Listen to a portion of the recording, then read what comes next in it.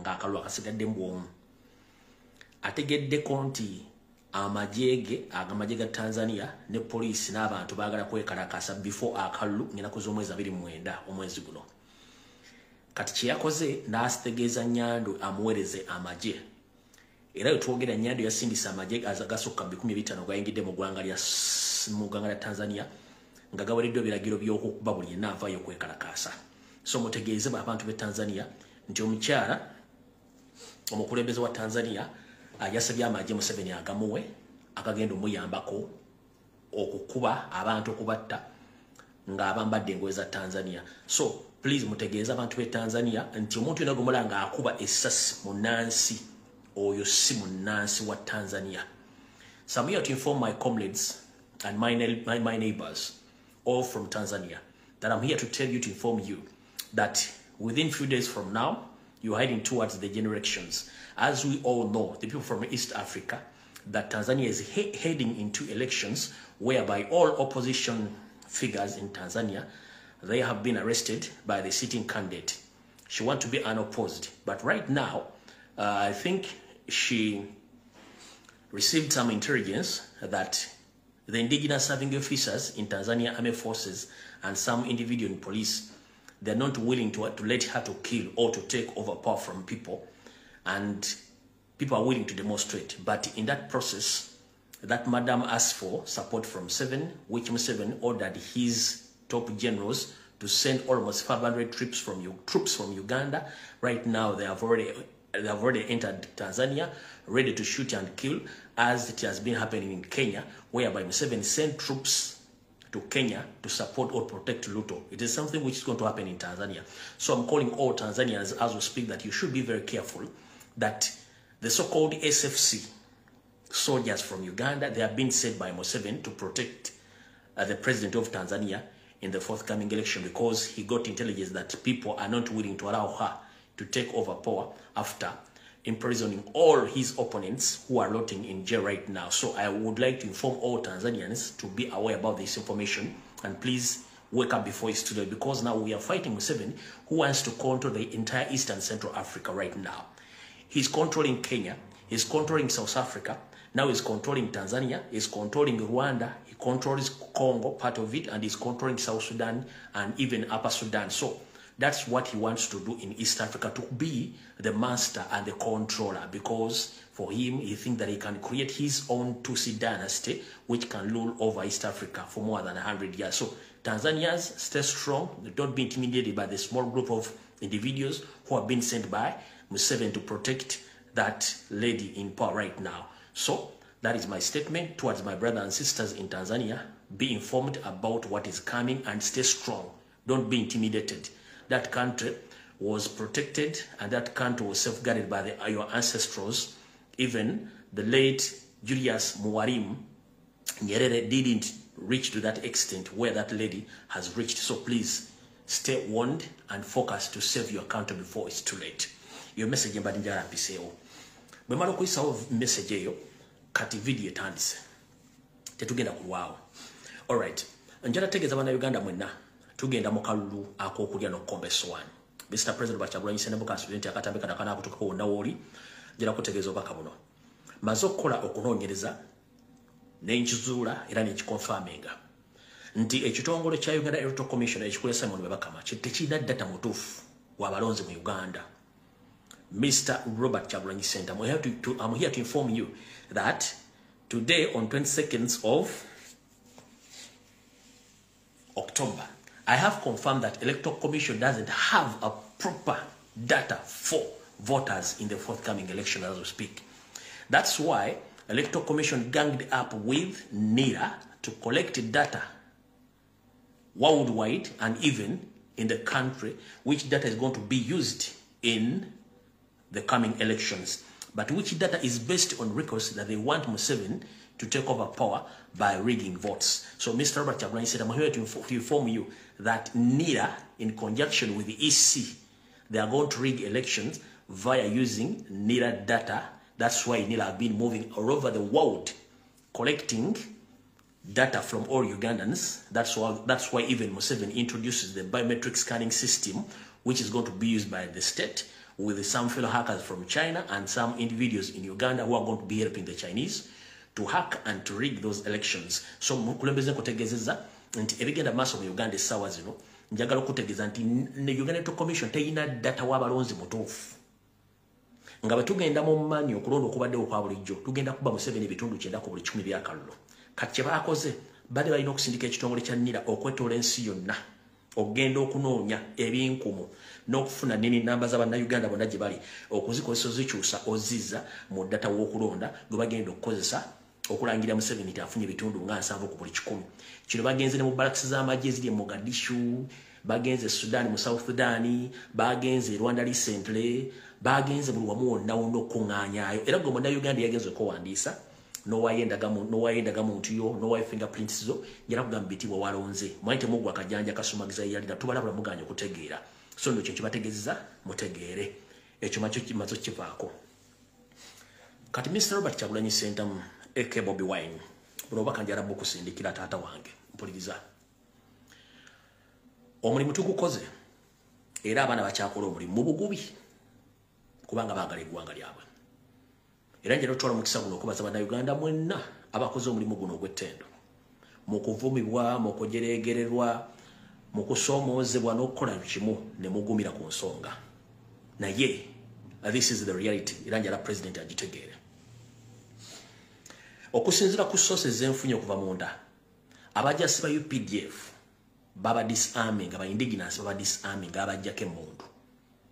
Era nga Museveni amanyi nti sona bayinza okwegatta ku bantu kati basooka bajjako emundu. Emundu esigala mu SFC ndala zirimu amale as well police ne baagi disarming amala ba police ne mundu ezimu zibera empty tezirimu masasi ezirimu amasasi zaabo Abanyarwanda abatambulira ku squad ya ba police kibula tibakozesa nnyo tear gas ne teasers. Emundu esinga obungi kuba kukanga bukanzi. Ekyo kiki ekikulu kyekirwa. Nfunye intelligence era ne bangamba gikutegeeza mukulu Robert Kyagulanyi Sentamu nti akaloko kalina ebitundu 85 ku buli 10. Akaloko kalina ebitundu 85 ku buli 10. Naye kiteeke mu bwongo nti Simon Byabakama tasobola kulangira nti Kyagulanyi awangudde. Kyetulina okukola kwekozesa protestive vote okusaba oba okunoonya okuwangula obulu bwaffe bwonna. Naye nga tuli mu protestive vote tulina okubeera nga tulina other option yeeruwa. Baŋŋambye nkutegeeze okusinzira ku mbeerere ku Bannayuganda olina okufuna pulaani B endala yeeruwa. Waliwo abantu bangi abalindiridde okula protestive vote egenda kukola etya bo balonda obuyinza buno bubutwale. Mu kubutwala bagenda butwala batya bagenda kukozesa mundu. Grupu eno mulimba indigenous okuva Mamboka abakulembeddwamu Nobert Mao n'Anita Amongi mu East. Ebyo mukazi mulabe yesisaasesa akola buli kimu. Anita Amongi afokasinze ku ntebe nnene mu buvuyo bagenda okukola era nga balinda Nobert Mao bati ekyo bakikola bakimanyi. Era nga bo bagamba mu meetings it is over there did the body Kyagulanyi okutwala obuyinza bwa Uganda. Bano babakengiddwa obinja bw'Abanyarwanda obuli mu Uganda obugamba tebasobola kukkiriza Munnayuganda oba Muganda kutwala buyinza. Lwaki? 1. Bo bagamba nti eggwanga lyabwe Rwanda without Uganda terisobola kubeera wadde omwaka ogumu. Buli kyonna ekikoze Rwanda bakijja Uganda era bakyakijja Uganda. Nti singa obuyinza bava mu ngalo baba tebasobola kuyimirizawo eggwanga lya Rwanda nawo buli kimu kiba kibafuddeko. Either bagenda kukozesa amaanyi ge balina ag'emmundu okula nti obuyinza buno ate budda mu papeti waabwe yenna ali mu gavumenti naye nga si Muganda kubanga bakimanyi nti Omuganda wakwatira ku buyinza kaba kabaweddeko. Kati bo kye balaga kyobula nti balina enteekateeka ekutta balina enteekateeka erwana n'abasajja nga Mao oba Anita Amongi kutwala obuyinza okuva ku Museveni. Tebakyagala nnyo okwogera Museveni ku musaako zaabwe kuba bamanyi nti oyo ye ali is an old man out tebakyambala babala kikigenda kuddako. Kati kiki ekituufu ekiriwo? Ekituufu kikino bino bigambo mbyogera nga ntegera bulungi nnyo era njala bitegeeza president Bannayuganda mwenna. Okusinziira ku sources zange ntegeeza president nti tufokasinge kalulu era tufokasinge ku protestive vote. Naye Mr. President oyina okutunulako far from where you are all far from process vote. One. Tudiringa n'abantu abayine mundu in their custody. Fete tulina mundu. Tudiringa n'abantu nga bayine ebiwayi maje fete tulina maje. Bantegeza ne bangamba nti kutegeze if it is possible secretly osobola okukola kye tuyita coalition. Mu neighboring countries no banga nawe osobola okufunayo abantu abasobola okubackinga up in case waliwo ekintu kyonna ekizze. Kubanga bakiba tugenda kukosa protest voting nga telinako muntu agenda tutaasa in case of anything. Kiba kitegeeza ebiwayi ebiri munda muli ebine mundu bisobola okutukola ekyajabu naye nga ate ne batakola ekyajabu ofumiza tugenda butwala. Wabula ntegezeddwako nkutegeeza nti naawe beera ng'olina at least plan A, plan B, plan C. Oteekeddwa okuba nga naawe olina ekintu ekirala ekyenjawulo ku kino kye tuliko ekyakalulu kya protest vote. Nkote kuba nga olina abantu abala bali willing okuba nti basobola okuyiwa omubiri in terms of okwanganga abasajja bonna bagenda okukozesa emundu. Kitegeeza nti olina okufuna coalition either neighboring countries or other forces abali willing to intervene okutaasa victory yo. Otherwise bwe tuba tetulina option eyo nga tugenda mu protest vote. Bo bennyini ate abalina emundu bagenda twefuya ng'ekyabaddewa e Madagascar. Mr. President Obama kutegeezezza tulina plan A yagenda mu kalulu, plan A ya protest vote, plan C gye bangambye nkutegeeze nti buli obanga ogirowoozaako tulanga okirowooze kubanga bano abasajja amaze okweseetinga balina ssente balina emundu balina buli kimu era bwe saakoze nga batudde boogera mu biyumba byabwe batulayo emboozi gye boogera. They can't allow civilians to take over power when you have guns. At least we shall make sure that we hand over power to our puppets from another part of Uganda, but not Baganda. We shall use money and guns. So, weba chikozi chiba kitegeeza naffe tulina okufuna plan C naye nga temanyikiddwako ekyo kiri gy'oli ekiri bannayuganda abala baagala okukikola naye nga kyo ekyakalonda buli kimu bakitya era bakimanyi nti wawangudde dda ne banaasomba abantu bakimanyi nti wawangudde dda. So Mr. President njagadde nkutuusiza message eno kitegeere bulungi nnyo ebintu bitegeere bulungi nnyo kati era n'olwaleero ekibadde Hoima City n'embunyolo yonna tekirese nabbanja n'ebbalamu nga bali kyekimu. Lwaki? Okusinziira ku information gye nafunye billions of money zaayibwa e Bunyoro nga ziweebwa ku buddo to ddo ku radio station ku ba influencer ba tiktoker ba chairman b'ebyalo ba diso ba puso ba kuso ba duso bonna ekintu ekirimu so okubanga bagenda bakola malis blackmail propaganda buli kimu ekyetaagisa okusiga erinnya ly'ettoomi n'okutiisibwa. Wabula sente zonna nga baazitaddeyo zifudde ttogge tewali kintu kyavuddemu era ennamba ezze bukyanga ogenda e Bunyoro yeewunyisiza Nnyando n'ekiti n'abantu be. Nyongera n'okukujjukiza nti olunaku lwa jjo bwe badde bakugaana okugenda ku kisaawe babadde baagala nti gwe osooka ku kisaawe bw'oba olemeddeko then bw'otuuka ku kise bakuwambe bakuteeke mu kanyonyi ako aka poliisi. Akanyonyi ako kakutwala empaka either Namunkekeera oba eggulu wadde olina okusinkana salimusale by force kubanga they are willing to negotiate with you. According to what I know, you can't negotiate. Nenga badde bagala kukwata forcefully bakuteeke mu kanyonyi ako bakutwale bakole ki bakutwale wasalimusale mbu you negotiate with him ekitajja kusoboka. So Mr. President be aware nti wolabira ekintu kyonna ekyefaanaganyizaako akanyonyi mu constituency gy'obalaze manya nti baagala kuwa ku kifo bakutwale nenga billions of money ezaateekebwa Bunyoro zonna ozivuluze era ozitadde wansi. Kati kino kitadde obunkenke mu NRM era nabbanja we yasuze yamanyiwo jjukira ali yafa kati azemu n'afa balamu azuwero sente zabadde akozesa propaganda black mayiro byonna byafudde ne information oba ne kadiko ikubadde bakaddoka plan gokuwamba bakuteeke mu kanyonyi ako bato era buli muntu kina yeebuza ennyonyi yadde ekimawo ki ennyonyi eyo erina kubeera either ku police headquarters enaggulu oba erina kubeera Mbuya oba erina kubeera kibuli ku CID headquarters yabadde eno naki owa yadde eno naki Nabbanja mu constituency mission yabadde nti singa abantu bataddewo resistance nawe kanyine otekawo resistance mission yabadde yakuwamba kuteeka mu kanyunyako kutwala buterevu wa Salimu Sale nga Salimu Sale ayagala ku negotiate nga naawe naye resistance giwataddewo n'abantu mission neva kola ki kyobula nti bw'otunula formation gye baali batandise okuteeka abasirikale abo bonna yadde formation yakubawo bantu osigale mu bbanga bakulyewo over naye kyaganye era ne baswalira ddala ne kigembera ddala kati eno message kanje kisindikire Salimu Sale mukulu Salimu Sale eggulu gy'ofuta obbadde nkulamusiza kanswenti oli bulungi emyaka 4 gwe ne muganda nga mufuga Uganda mwali mwagifuula bizinensi yammwe gwe mwagala gwe mugula agaana gwe mutta era nga mumanyi nti mwafuna kampuni nga mukuzizza abaana bammwe abooluganda bukona emikwano batadde mu bitongole nga mwerabidde nti bannayuganda bazaala balina bannaabwe era balina ensi yaabwe kino nyongera kikugamba si buli muntu nti asobola oggulwa ate si buli muntu nti ogenda mu mutto muzimu gwe gusirike obwakabaka bwa bunyoro mubutadde wansi buli munnayuganda mutadde wansi nga mulooza buli muntu musiru yenna twongera okugamba nti ensi bwe bayagala enkyukakyuka egitegeeza teri munnayuganda obukadde 49 mugenda kuwa ssente zibamale nga sisitimu nfu teri munnayuganda gwe mugenda kuba bumuteeke mu kkomera abeereyo nga yaddamu okusanyuka nti mwamusiba agenda kunyiiga nyongera kikujjukiza Salimu Sale ne Museveni gye mukoma okulwa mbuyinza gye mukoma okulyetinga obusungu eri bannayuganda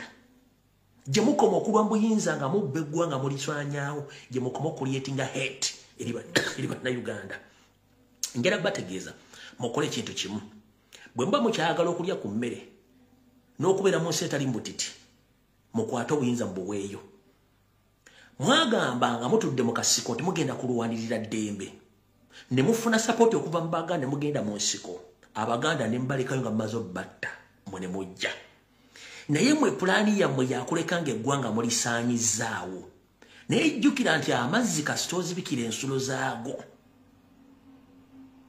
gafuna ensulo endala gye gabbulukukira naye gye gabbulukira si watufu gye galina okubbulukukira era goonoona bingi nnyo gye gaba gabbulukidde Salimu Sale n'ennyando embategeeza muganda wo nnyandwe okunyigirizibwa kumutadde mu bannayuganda ne bimwagala okukola okukozesa amaanyi okutta abantu nga mukozesa mundu oba okubasanjaga wallahi n'omwana akuli mbulima watannavaamu bino mbyogera ku famire yammwe mwenna ajja kiro zaako temusobola kutta miliyoni 49 ne bwe ziba nga 14 ziriwoza temusobola zitta wabula mugenda kusiŋŋaana obuzibu obw'amaanyi ku generation eri myaka 4 gye mwatuulira mugezezaako okukola blackmail propaganda biganye nabagamba ekiseera kigenda tuuka nga propaganda kyakola blackmail tokyakola nga nemundu tezikola n'abasirikale batunna butunuzi kitandise okusafeesinga era kijja kubaawo tosobola kufuga muntu nga takwagala ekyo kikyamu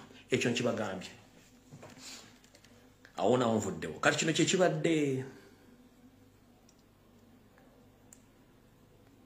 kino kyekibadde muhoyi masito olwaleero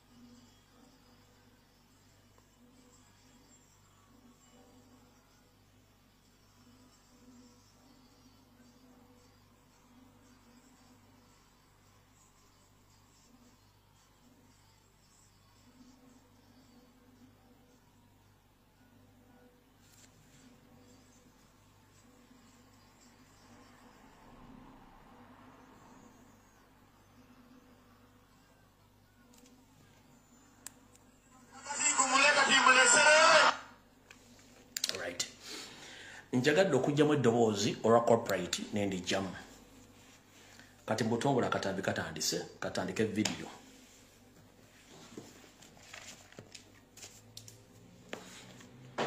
akatambi katandise njagala munnayuganda yenna gy'oli amanyi muganda waffe Solomon Kawesa owa NTV kuba mpuliddeko oluvuuvumo sinalukakasa 100%. Mpuliddeko nti NTV yamunabidde mu bigere, yamunabidde mu ngalo, kati simanyi. Njagala omuntu yenna amumanyi obanga okola ku NTV ng'oli inside osobola okutuwa profile information. Ntegeezeddwako nti Solomon Kawesa yanabiddwa mu ngalo ne bamugoba. Nkyanoonyereza ogafula 100% true. Naye nga nategeezeddwako nti bandibanga bamunabidde mu ngalo olw'okuba nti y'omu kubadde balaga ebikyamu bya NRM ng'engeri gy'ekola ebintu byayo. So gye nalina amanyi Solomon Kawesa amubuuza oba omuntu yenna ali ku NTV ng'oyagala enkyukakyuka tuwa information entuufu etulaga nti muganda ffe oyo bandibanga bamunabidde mu ngalo aba NTV olw'ensonga nti abadde abalabisa mu ngeri etali nnungamu. Alright. Akatambi katandise.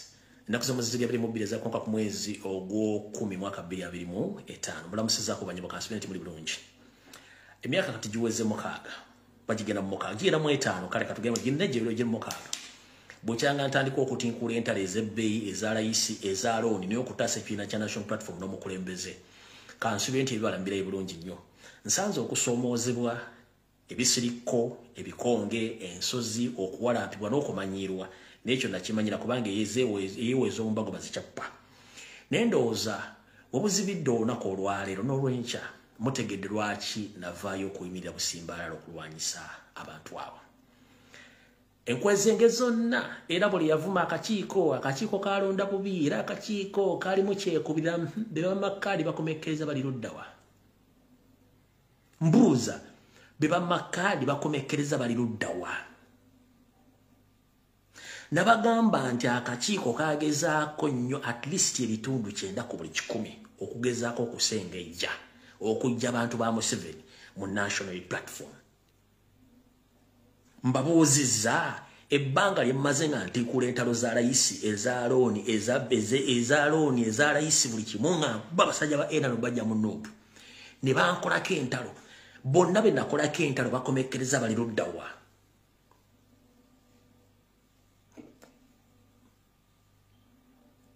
Bakomekkereza bali luddawa. Bonna bakomekkereza nga bali mu ADF, bali mu PPF. Like enough, mwena bali temukimanyi nti ebibiina PPF ne ADF bibiina bya National Reverse Movement nga kontrola byanita amongi era yabadde abifandinga nakati yabifandinga. Mbulidde bulungi. Ne mbagamba buli comrade gotakyalaba ku kitebe nga teyajja yavula oyo naye abadde mu pipeline era bonna mubalabye olwaleero muba mu manja ki.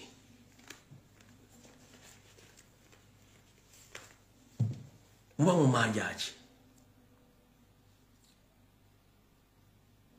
Buli kimu kibagambye n'ekibatera ku mmeeza emyaka almost kagigenda mu 7 nimbaga kino kikyamu oli mukyamu ono mukyamu bano bakola bati bakomekkereza bali luddawa.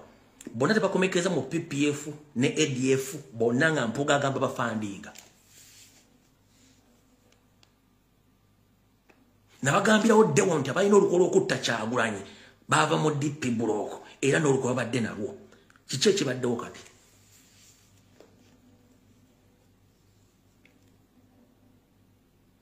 Kati byebyo eso kyo si kyekikulu. Ekikulu kiri nti okuwandiisa kukyagenda mu maaso wa muganda waffe wayiswa Bufumbira amazina anonbetingibwa era kati agenda kuvuganya nga ali mu komera. Nsaba abantu b'Endakawa East mumbeereremu mu mulonde namwe basobola okusupportinga omukubira ebipande oli waddemu okunoonya kampu ye ekulembeddwa mukyala we ekulembeddwa yingina bali mwezo n'omulongo Kato mubanoonye at least osobola omukubira ebipande nga 10 oba 2 nobimuwa bambi kuba tasobola okukubira ebipande ali mu komera niyo osobola okunoonya mukyala we yingina bali mwezo oba okunoonya Kato ne musupportinga ne muteeka ebipande mu constituency ya Waiso Mufumbira nasobola okubanga ebipande batirisi bibula nebeera mu bibona wona mu constituency wagenda okuba nga jali yali mida akyalwa n'entalo era utogere olwaleero bamutaddeko omusango omulala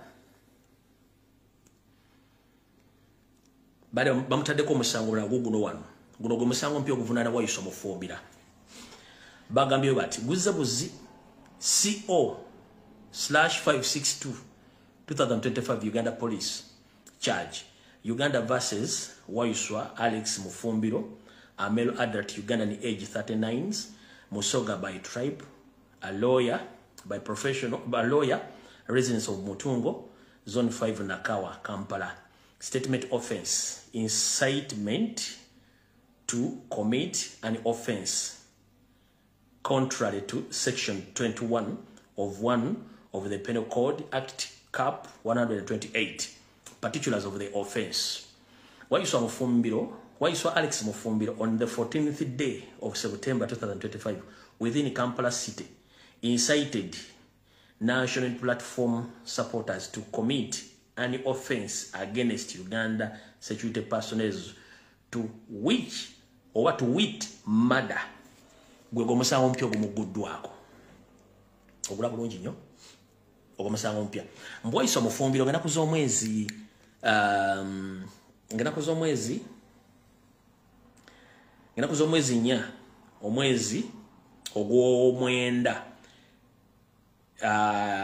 yalagira abawagizi ba national platform okulumba era okulumya ayoby'okwerinda n'okubatuusa okubatta gwe musango mpya mu gwe bamuvunaanye. So kati bamuleese mu kkomera asobole okuba nga abitebya.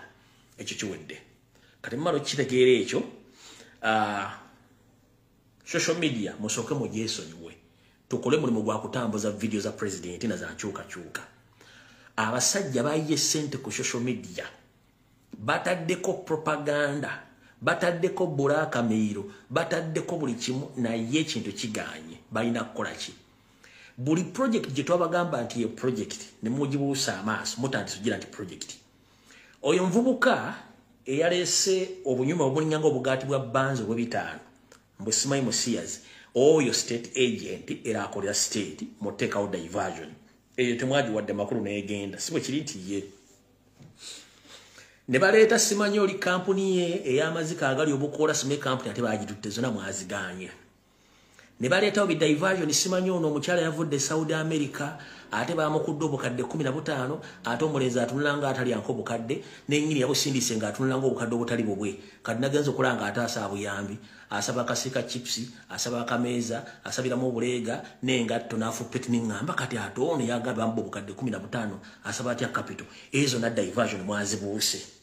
Kati njagala balaga omwami ono gwe mwamalako emyezi nga tubagamba nti project ne mugaana.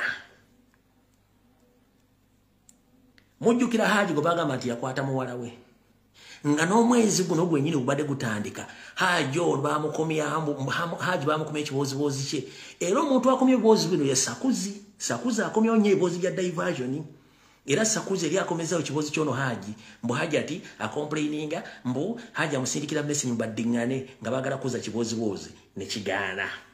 Kati Haji akomekkereza luddawa huuno olyoka omanye project z'abaana abantu. Assalamu alaikum warahmatullahi wabarakatuh.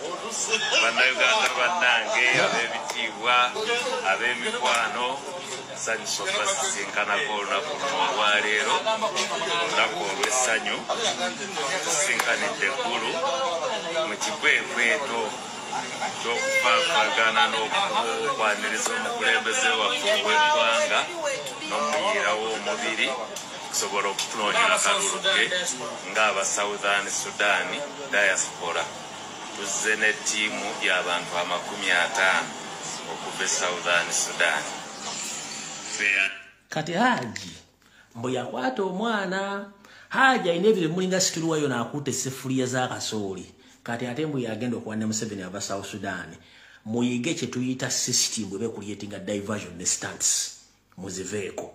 Kati kye bayagadde okukola information gye mutafunye ku accident eyaguddewo accident yabadde well set nga baagala kukwata media but unfortunately we are very sorry for the loss of almost 62 innocent Ugandans who perished in the accident which happened last night. We condemned the wrongful control of traffic in Uganda because the state is in panic right now. But it was well set accident which was manufactured by the state to capture media. But unfortunately, the innocent Ugandans, they perished in that accident.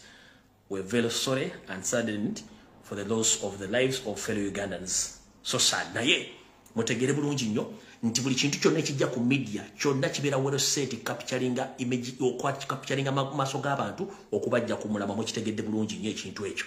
Kati njala bw'olaba ekiboozibozi kyonna totegana focus ku Uganda kubanga buli kimu kigenda kukyuka.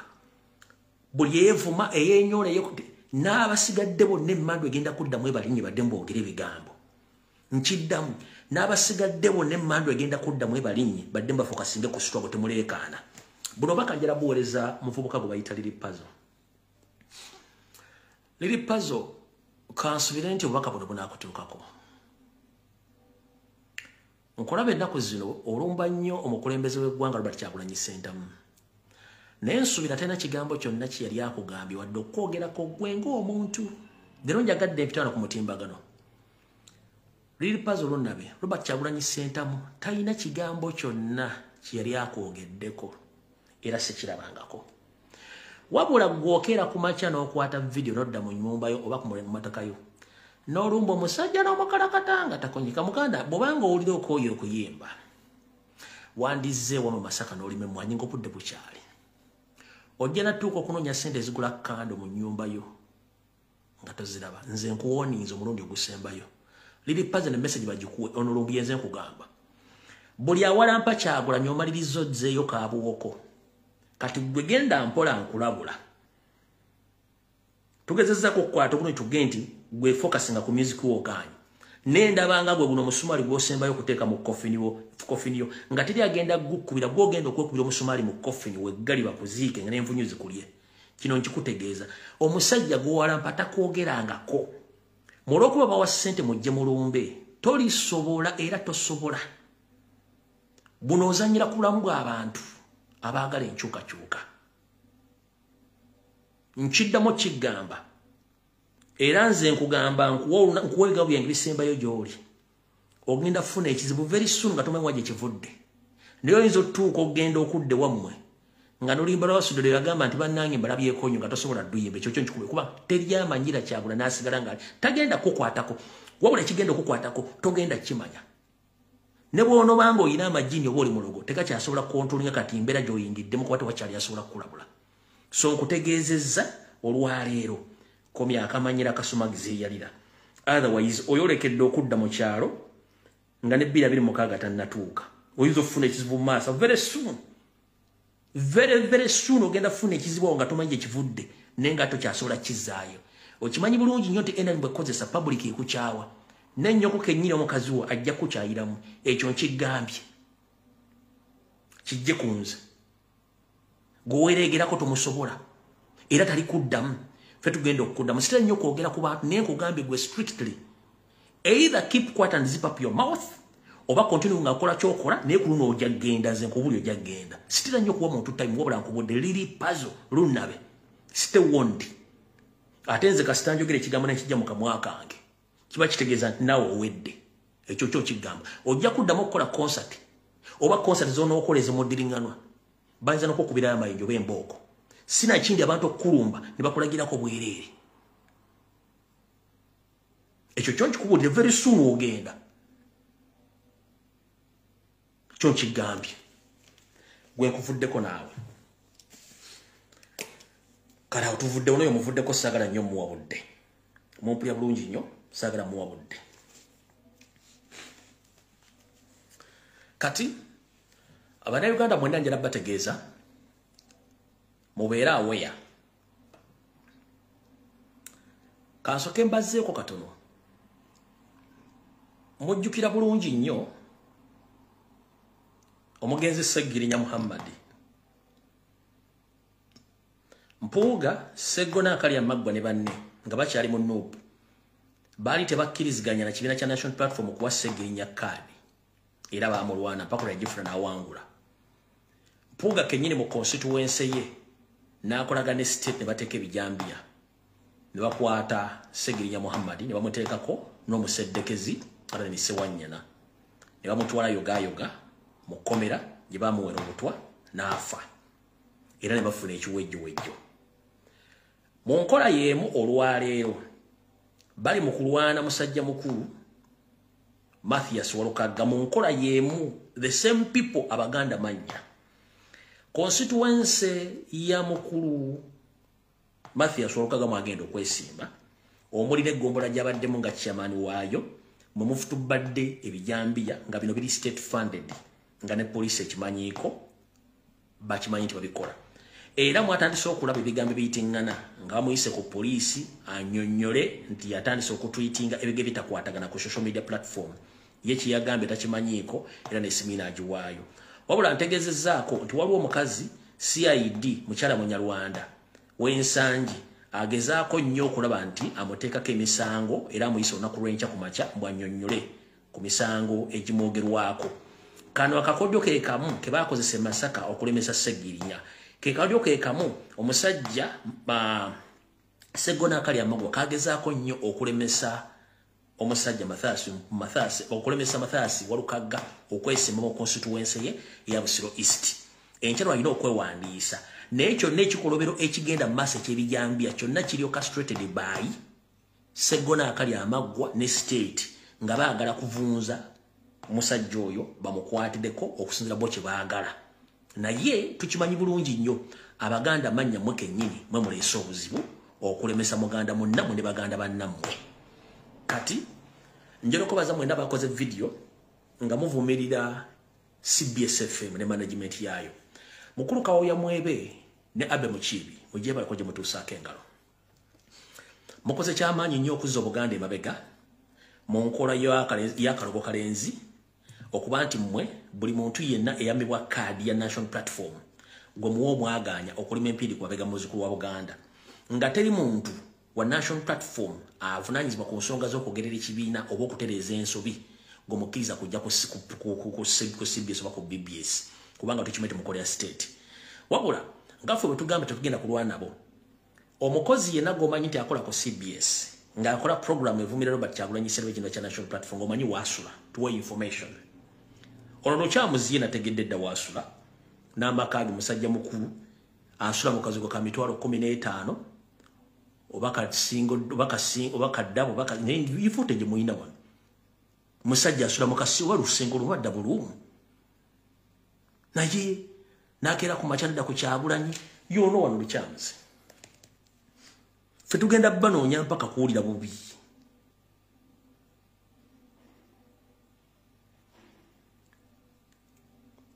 mara kujja mu case file eno nono kamujjemu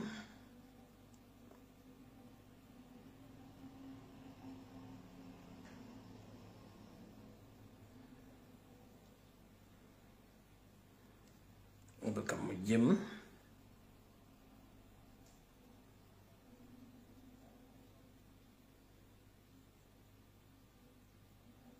you know what mulabulu nkinyo yoyo mukulu lukyamuzi akozesebwa okulumba Kyagulanyi Ssentamu naye bw'olaba waasula weewuunya akeera okuvuma Robert Kyagulanyi Ssentamu akazigo ko nakafunyira tukutambulirako mukulu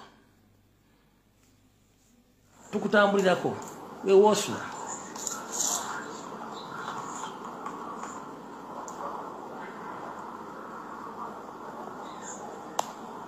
awali ettala wennyini woosula awo kalaba akazigo ko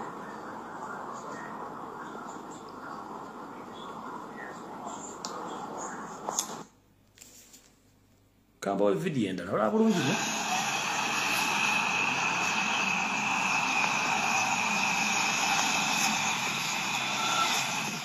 tosenguka kyenjala kuga tosenguka sigala waawo osula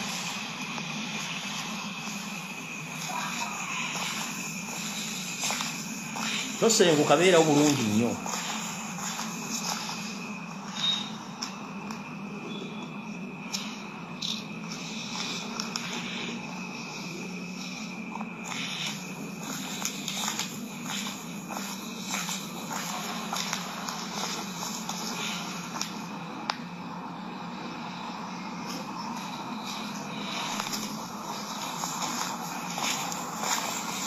Raja asula vuma Kyagulanyi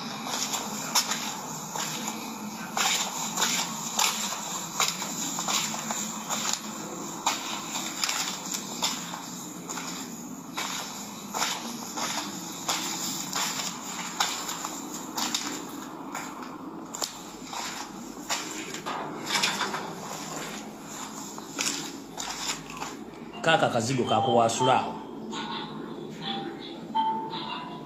lukyamuzi tosenguka beera waawo tovaawo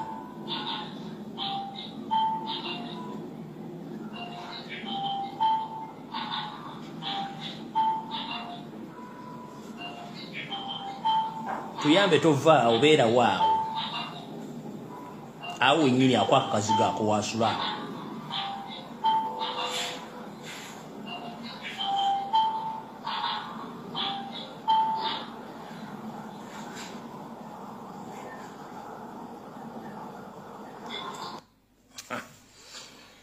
kale mukulu tukyamuzi tuyambe tovaawo kaziga kaawo beera waawo continue ng'ovuma president ojja kuwulira ffe tetugenda kulwana naawe gwesulawo kazigo ko tetulina buzibu beerawo tovaawo ojja kukitegeera ffe tetulina buzibu naawe gweokola ku CBS kuvuma Kyagulanyi buli lunaku naye woosula twategeddewo footage tumulina gobeerawo tovaawo ojja kutegeera lwaki embwa teseka eboggola buboggozi n'abala bakola ku CBS mukolo ogwo mujja kitegeera buli kyamuzi ffe twakutegedde buli wamu wootambulira buli kimu tukimanyi bulungi nnyo kati gwe ddamu oyasame okole by'olina okukola tujja kubuulira tetugenda kulwana nammwe tetugenda kulwana nammwe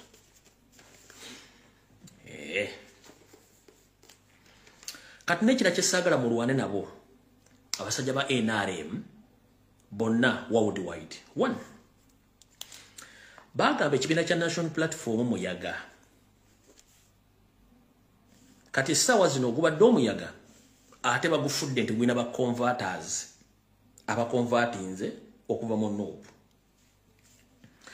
mwagamba nti Nuupu eri mu Buganda si bwe kiri nti ye Nuupu eri mu Buganda ne mujja ne mmenya ofiisi zaayo ne mutwala engoye ne mutwala ne IDs buli kimu ne mubitwala tukimanyi bulungi nnyo kati tukimanyi nti munoonya ssente ku survivinga Banita Amongi Bamawu Bodongo baani mwenda munoonya ssente era ssente ze mufera Museveni okumulaga nti mwina bakonvaati mumala biseera kuba tukimanyi ne kaadi zonna ze mwali nazo zonna kaadi zimukoze mwabba ne ze mwapulitinga ku national road mwazi wa abantu de before bajje nazo era ne mbagamba bwe yena kaadi asimbe wano ne informu za muntu tukimanyi bulungi ninjira kubuuza mwagamba Nuupu eri mu Buganda wokka kati ate eri mu Buganda mu Northern Uganda since Museveni atandise okutuwalinga Northern Uganda abakonvatinga nga mu Nuupu teriyo bava ludda wa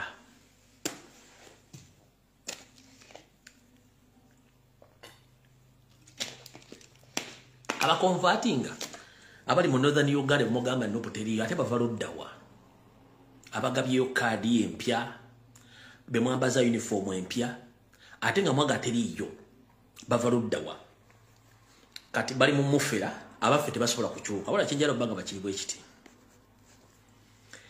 okusinzira kuba kafulumu kunoonyereza ne IT batugambye entegeeze banna Uganda temuddamu kuleekaana na TV za Uganda na platform za National Universe Movement nti ebifaananyi byonna biri scientifically generated oba bya AI bya artificial intelligence bw'obyetegereza gwoba oyagala okutegeera kwata ebifaananyi bya NRM obiteeke mu software adetectinga fake n'original ojja kufuna ekituufu nti ebifaananyi bya NRM bya AI biri generated tebisobola kukulaga abantu gye basembera wabula bikulaga bulazi buntu obukuloningiddwa gye busembera so nga ate ekintu kya National Platform kiri open kubanga kiri ku original kati muddamu kulwana basajja ba NRM babaprovinga kubanga bwe bamala twabagamba to prove us wrong bateekeko live nga bwe tuziteekako okuva omusajja bavudde mu hoteli lwatambudde ku street lwatuuse ku venue abakoze speeches n'abantu bali mu ground okulaga abantu enamba yaabwe kyabalema so Museveni to prove us that we don't have support and for us to prove you wrong that you don't have support mwe ina mainstream media mukwate ba bloggers bamwe batandika okulaga live Museveni we yasuze wavudde ku street kwayise abantu abaliko mutulage coverage okuva lali ya muwetandikidde paka wekoma ngokola speech mutulu proving into basimu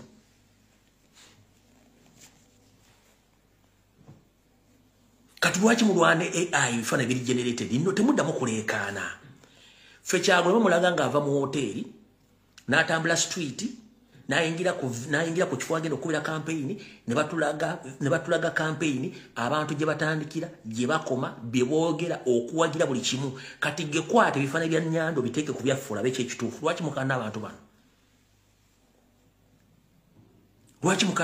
bano ebifana bya NRM bya artificial intelligence byonna nga bwe biri so temulekana mubaleke bajja kufana ekintu ekyo yensonga lwaki nti bakozesa nnyo ssente okufulinga banna Uganda ekyo si kyekikulu kubanga bakimanyi tebalina bantu era yensonga lwaki bakimanyi nti bagenda kufiirwa buli kimu kyonna kye balina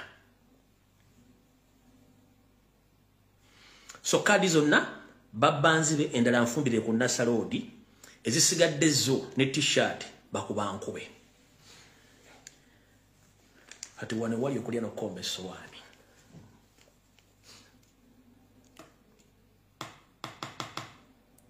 tugenda mu kalulu k'essiri certain nti kayinza okubeerayo era bwe kaba kawedde wayinza okubaawo okulayira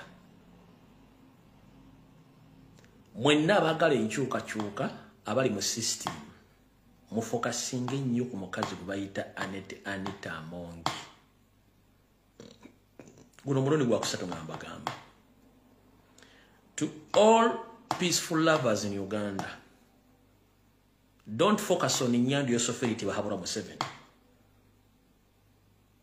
Put your focus on Anita Amongi, the big mafia, with huge chunks of money, with the connection within the army, judiciary, and in the police. That lady is planning something big in the country. Focus on it, Anita Amongi. Muteke focus ku Anita Amongi. Kuba ne mission yetta Kyagulanyi Anita Amongi mwali. Na yenga yandwa ko group z'Abanyarwanda bimba mulidde wali mufunga ntandika. Muteke nnyo omukazi oyo ku focus ne mau. Kyenjagala okuddamu bagamba. Maobe tayagala go bayita Muganda. Ensonga lwaki Mau yatunda DP mu NRM kubanga yamanya DP ebadde y'Abaganda katunda ekintu ky'Abaganda akisaanyeewo. Ali mu NRM nga mukwano go mugamba akubulira mbuye kyayogedde kikyamu. The reason as to why Mau decided to merge DP with NRM because he hates Baganda. He informed his colleagues that I'm less concerned about Baganda. I don't like Baganda. So, I'm going to show them who the hell am I. So let me sell this party to NRM. And this Baganda thing ends from there. Erechi bina yachitunda, siba kumanti yachitunda, chimanyi nti asanya uchintu cha Baganda. Mau come out and defend yourself.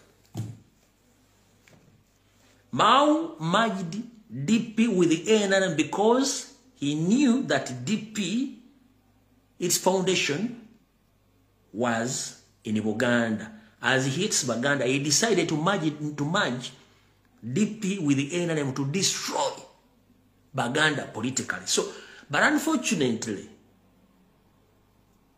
he didn't know that somehow, somewhere, Uganda will merge and overshine them out. That is Robert Kyagulanyi Ssentamu. And they are still confused where Robert Kyagulanyi Ssentamu came from amongst their circle. Because their main focus was to create their own opposition within the corridor of DP, FDC, and UPC. But unfortunately, they are surprised where Bobi Wine came from and shined out of them. Now they feel heat. They don't want to see Bobi Wine anymore. That's why he instructed Electoral Commission not to give money to national platform. Not because he uses the law. No, because he uses hate against Robert Kyagulanyi Ssentamu as an individual, as a Muganda. The same applies to Anita Amongi. During the parliamentary sessions or discussion about the coffee, between Peneti and the indigenous Ugandans who were yearning for not to remove Uganda Coffee Development Authority to hand over all full power or control of Kofi to Paneti. Anita Amongi openly during the session when they were voting either to pass the bill or not, she stated that make sure Uganda does not get the numbers. Mwabatamanyi abeyita Abaganda n'Abaganda manya omuntu asinga obutayagala Abaganda bamuyita Anita Amongi. Ayina okubeera mu Baganda n'obakozesa kubanga akimanyi power belongs to Baganda. And the government administration blocks all are found in Uganda. That's why he associates with some Baganda. And those Baganda whom she associates with, those are the Moors, the Baganda manya, but not Rio Baganda. The Rio Baganda, they don't associate with Anita Amongi because they know that she hates Baganda. And she hates the indigenous. She hates the indigenous. If you know that you're indigenous Uganda from Ankore, Anita Amongi hates you. If you know that indigenous Muganda, Anita hates you. If you know that you're indigenous Munyoro, Anita hates you. If you know that you're indigenous Motoro, Anita hates you. If you know that you're indigenous from Busoga and other eastern part of the country, Anita Amongi hates you. But mostly Baganda. She's tribalistic to the extent that if she hears that someone is a pure Muganda, she doesn't associate with him or her. She deals with those so-called Baganda mania in every section or in any corridor of power to destroy Baganda. But Anita Amongi, let me tell you one thing. We know your history very well. Hate is natural, or is natural. You can't hate, but you can't defeat Baganda. The British did so, they failed. Obote did so, failed. Amin did so, failed. Lutwa as well, and the other previous leaders. Museveni, he had tried his level best with his brother and his wife. They're about to fail because Buganda or Aganda we are there to stay and will be there. And very soon, we shall emerge as victorious. So, hate us knowing that very soon, the indigenous Uganda will take over power to control their country.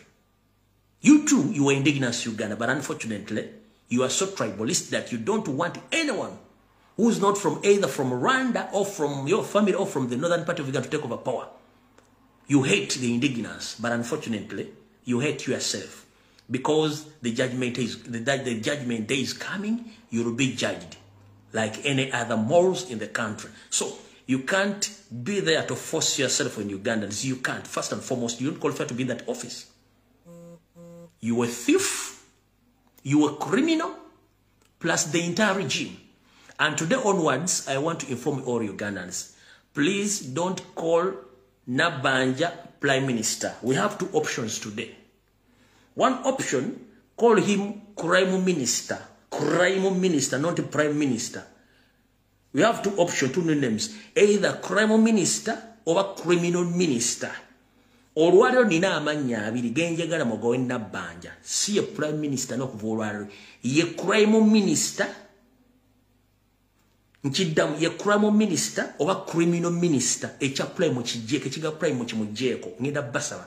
Amanya mbera gowan.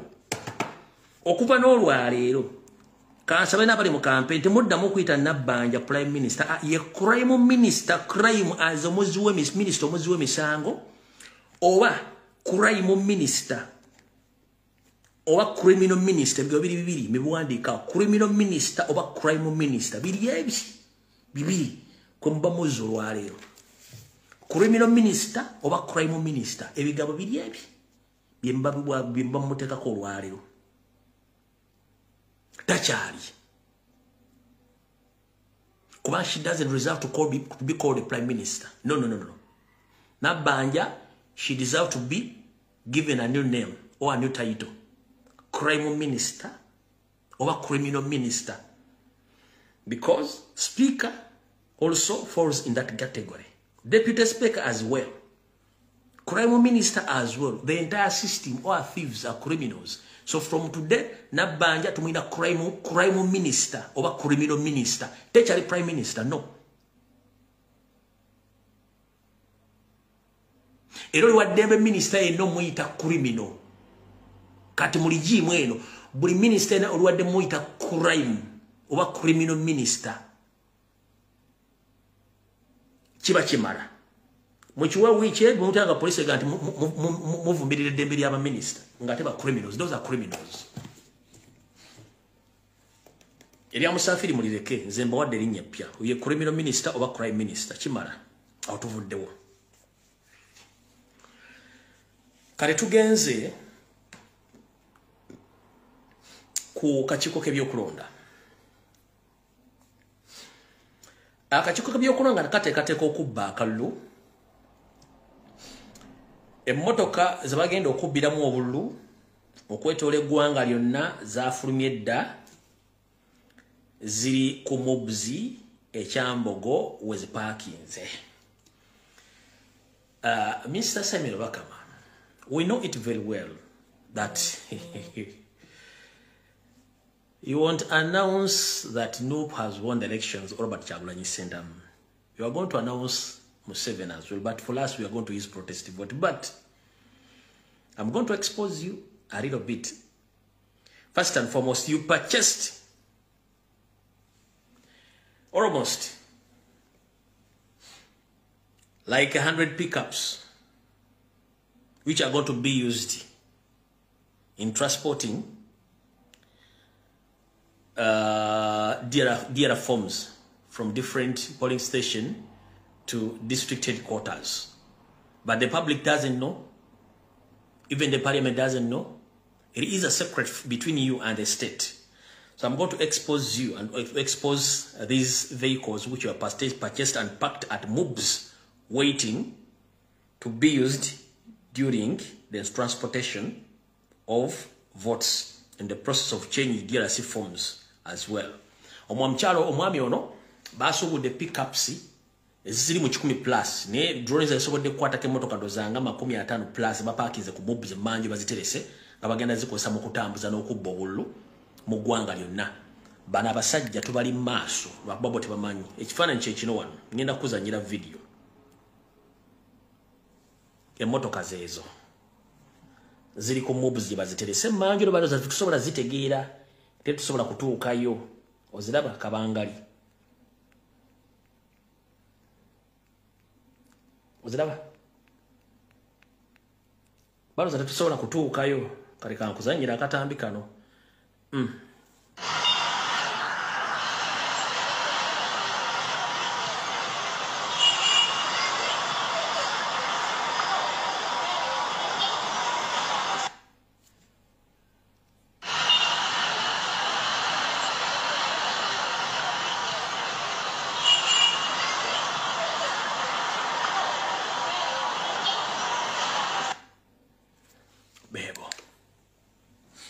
Serizo mu musoro zibali mu kutawanya. Kati n'ekirala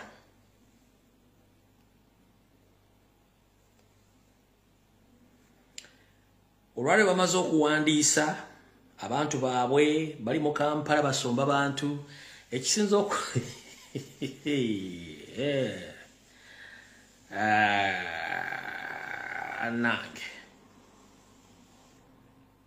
anange kino kyekibadde mu Kampala nga ba NLM banoonya bagendo batambulirako mu kwewandiisa naye njagala olabe omusajja ono RDC w'e Kampala ng'ali mu full combat y'amagye oba bongo bayita iziti kirabira ng'ali mu full combat y'amagye. Kati wano NLM candidates abali mu Kampala bali banoonya abantu abakola ki ogenda bawerekerako n'okujjuza ekisaawe kya awo.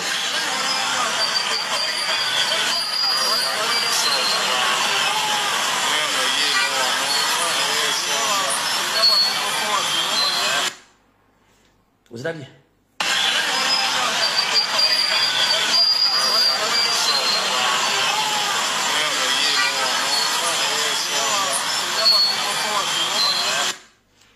Kati njagala mulaba ono gono RDC go bayita kirabira oba isiti kirabira sema mulabe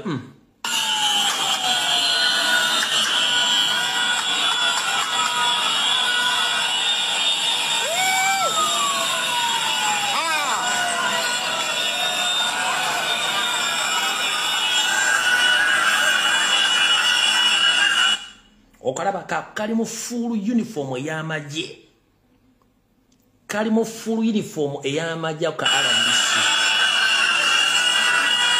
Omulaba saagala ogame Lumbuye yatulaze omuntu atali mutuufu yo RDC we Kampala ali mu full combat y'amagye RDC Residence District Commissioner wa Kampala ngali mu full combat y'amagye. Ngali mu full combat njagadde kupozinga omulabe agambe nti yeegaana nti kamera zaffe tezamukutte wuuyo. Olaba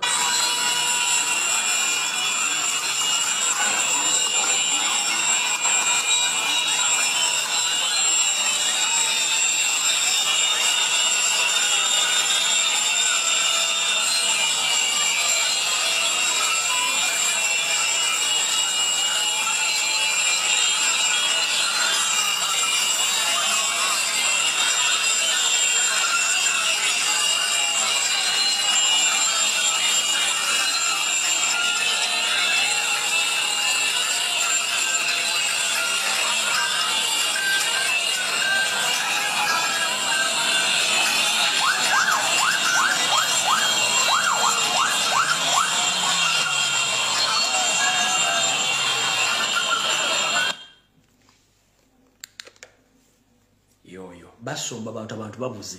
Ne kati imagine RDC ali mu full combat y'amagye ya commanding abayayi mu Kampala. Full combat. Oyinzo njibaddiremu saagala mugete mwamutegedde njibaddiremu kubanga ono muntu anyabi bulungi n'azoominga n'amuleeta ne mulaba. Kanjibaddiremu njala mwetegereze bulungi nnyo.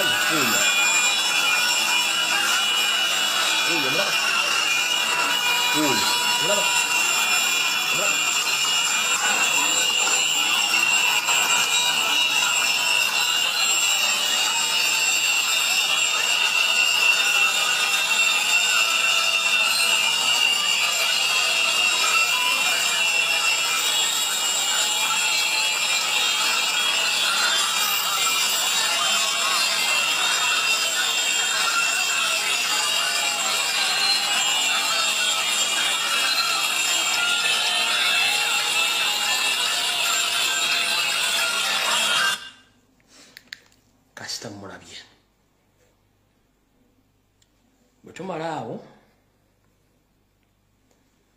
kati okujuliriza kiri kyembagambye mutadekwa kibangambye tegeze president kyonna ekivuga banna Uganda abamu okwogera amazima sikimanyi.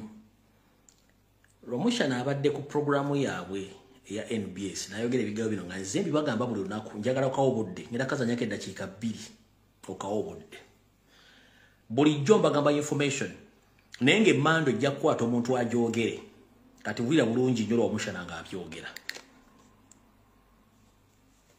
katobojina njirina you need expired but bajongerayo need a national ID. So you need an identity card, you need a biometric voter system. If you are MUSEVENI, nikati press conference ya mukulu ya bakama tajogeddeko. Kakate ya mukulu ya bakama taina voters register. Tachikubulide. Agambye we don't have an official voters register. Na yana taina official voters register acquired date of polling. January. Yes, but taina baronzi. Na yakuwadde olunaku lw'okulonda. Aine suubi ajja kuba n'abalonzi. But as we speak right now, taina balonzi. Kati kikibali kimuleeta mu press conference. But yomu ataina stable date. So luli lwali 14th olwokuba nti waliwo candidate abali na engagement si there is some bit of amendment to your on 15th. Now don't be surprised that agenda kuongerayo then luberumaga yo ekyo kyenjagala ofokasingeko kyendabaga mwenna bali mu diaspora bewandiisiza n'ennira temwategeera neŋŋamba kubidde omulango buteewandiisa ekigendera kya nnira tekyali kyammwe okufuna ndagamuntu ekigendera kyabwe kyali kyakufuna mannya gammwe fingerprints zammwe nannini namba eri gye bakuwa bo bagikozese mu kulonda mwenna bali mu diaspora nabagamba nga tutandike nibagamba mmwe temugenda kufuna ndagamuntu bali bakolektinga data wa kulondesa tebalina bantu bagenda balonda naye nga abantu temuwulira babayisawo ne transport nga temuwulika nga bali Zambia bagenze Congo bagitutte ne Rwanda bagenze luddawa bonna nga banoonya ekintu kimu kolektinga data abantu bali mu diaspora balonde si kimbadde mbagamba nga temuwulira katula lwamusha n'akikubye wansi wulira kino kyembadde nga mbaga nkuvane nabagamba nga nira tena situka kuva Uganda mbagamba ekigendera kya nira katawojina njirina you need expired but bajiongerayo your national ID. So you need an identity card, you need a biometric biometric voter system. If you are Mukunja nikati mu press conference ya mukulu ya bakama tajogeddeko kakate ya mukulu ya bakama taina voters register tatukubulide agambye we don't have an official voters register naye taina official voters register acquired date of polling 15 January. Yes, but taina baronzi naye akuwadde olunaku lw'okulonda masigenda bamali yako biseera abantu embaga mumanyi system ya Uganda bwekola Museveni talina buwagizi alina kukozesa system y'aba hackers okuddira data mwe yafunye ebyenkumu byammwe amannya gammwe n'ennamba ejjidde ku details bagenda okuwa nga yagenda okukozesa okulonda buli wamu atuuseewo yagenzere mu besi z'amagye Mogadishu ali mu kuwandiika yagenze ne Congo yagenze ne Rwanda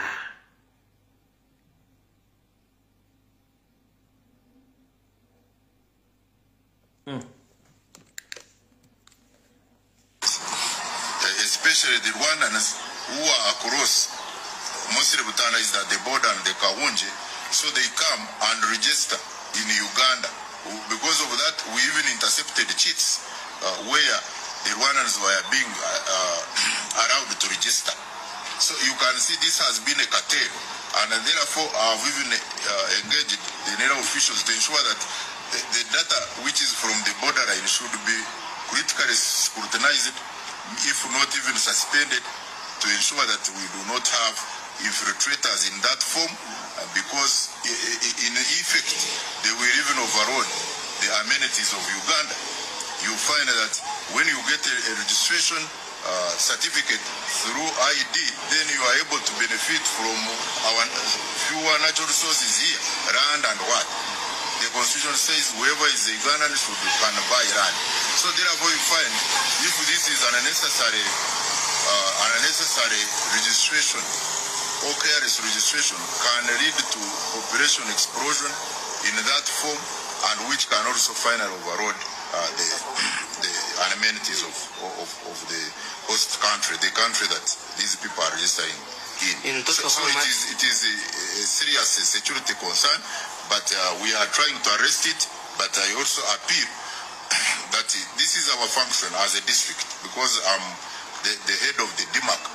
Okay, DMAC is the one that heads registration activities, but what we are condemning is the integrity of the staff now in the NIRA, because one would say who would curtail this? We are the ones, but the integrity of the staff. On Saturday after this incident, I met all the registration assistants at the NIRA and told them, warned them officially, and promised them that this operation will continue and we shall apprehend and forward them for justice in courts of law. And it is a serious matter that shouldn't be underlooked. In total, when you look at what was extorted in the whole district, we are trying to combine this.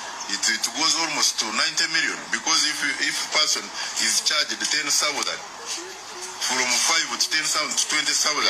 It's much money. It's much money. Now you multiply the number of people who have registered. So it was serious. We had to call the name.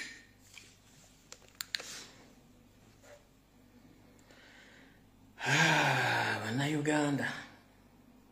Mamumanyi ogwaffe tugukoze. Awo tuvuddewo. Bwe tumala okuvaawo katugende ku nsonga endala.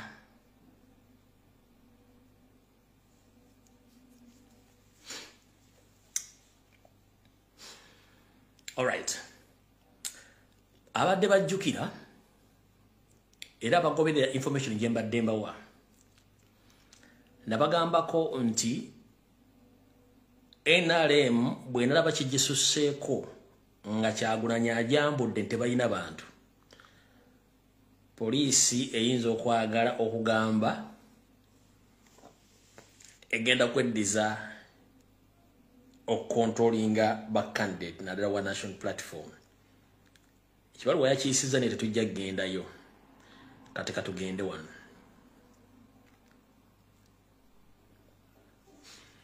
Buno baka bangambye busomere banna Uganda mu buweereze David Musiri. Bangambye bati. Buno baka bangambye mbasomere mu David Musiri. Ngamba nti Musiri gubeeramu ndiwulira bwayingira mu kasooli tavaamu. Kane David Musiri abadde ndiwulira yayingira mu kasooli naye yamaze n'avaamu. Wulira obubaka buno. Gwe nawulira obubaka buno ng'obumanyiiko wandiika awo nti obumanyiiko bw'oba tobumanyiiko bunoonyerezeeko. Bangambye mbagambo bwe bati. Oliangambye, good evening, Mr. Lumbuye Fred. Hope you are doing fine. I would like to inform you about the information which the public doesn't know about David Musiri. Nangamba, David Musiri yabeeranga mutungo Kigo. Angambye, David Musiri yabeeranga mutungo Kigo. Mu church y'abalokole gye bayitanga mutungo community church. Nga gyasulamu. Because yagamba talina bazadde. Omwami ono yakweka abazadde be. Kati olunyiri lw'ensooso okusoma waliwo alumanyiiko. Wandika mu comment nti olunyiri lw'ensooso okusoma ndumanyiiko banedda kanduddemu. Omukulu n'agambye mukulu Lumbuye nkulamusizzaako akawungeza akalungi. Nze nno information eno badde ngisirikidde ebbanga naye njagala public etegeere David Musiri y'ani. David Musiri yabeeranga mutungo Kigo mu church y'abalokole gye bayitanga mutungo community. Mu church omwo mwe yasulanga kubanga yagamba nti talina bazadde. Ake kasooka. Then n'ayagala omwana w'omukadde w'ekkanisa n'amufunisa Tumbo Saidi n'amuzaalamu. Owulidde bulungi nnyo ebiga si byange. Mu biseera baamuyambira abe mu kkanisa omwo. Omukulu oyo bwe yabeera mu kkanisa eyo eya Mutungo Community Church gye yasulangamu kuba yagamba talina bazadde. Naye mu kkanisa omwo ate mwe yakolera ebyambyone n'ajjamu empale n'asumula akali enkoko watu n'akagatta n'enkoko ne n'afunisa omwana w'abandi olubuto n'amuzaalamu children. Bwamala muzaala mu children, pastor yamuzaayo asome ku St. Paul Erweza. Musiri yali musajja mukulu mu kiraasi. We yava pastor Kisembo n'amutwala ewuwe Entebbe Lugonjo asobole omuyingiza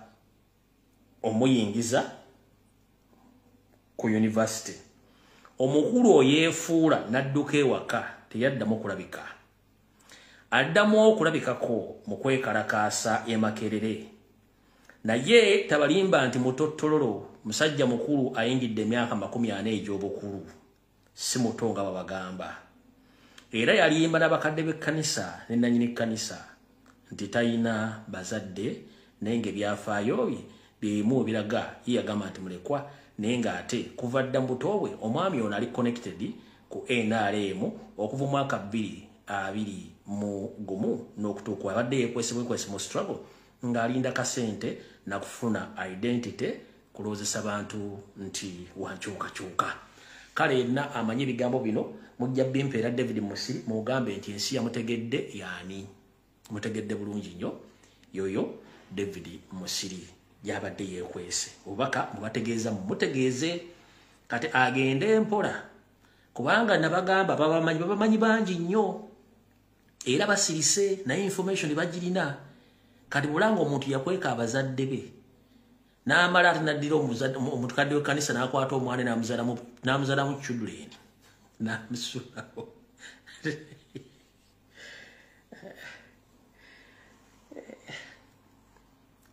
ayi n'agenda mu FDC n'ajja mu Nuupu ate n'agenda mu FDC n'ajja mukadde w'ekkanisa FDC n'amwebigika mukadde w'ekkanisa amala agenze Germany gy'ali mwana we tuvuddewo mugende munoonyereze ku kkanisa eyo.